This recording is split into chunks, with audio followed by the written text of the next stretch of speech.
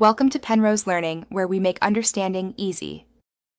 You start by confirming the essentials: credentials, server hostname, and that your account is active. This prevents wasted steps later. Next, make sure your local network is functioning, Wi-Fi or Ethernet connected, and you have an IP address. Otherwise, the VPN cannot initiate. Once done, run quick diagnostics. Ping the VPN server, query DNS, and capture any error messages or timestamps. These facts let you choose the right fix and explain what failed when you escalate. You now inspect the configuration. Verify protocol, port, cipher suite, and MTU because mismatches cause handshakes to fail. Then open system and VPN logs. Look for certificate errors, authentication failures, or repeated timeouts. These entries show the why.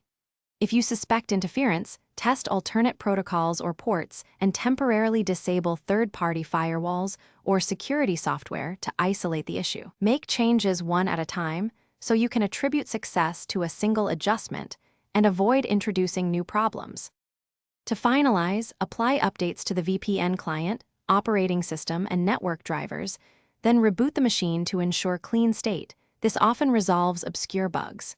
Next, recreate the connection by removing and re-adding the profile and re-import certificates if they were replaced.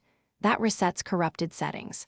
If the problem persists, gather detailed logs, error codes, timestamps, and the exact steps you took. This single troubleshooting tip makes support efficient and increases the chance of a quick resolution. Thanks for watching. If this was helpful, leave a like and consider subscribing. See you next time.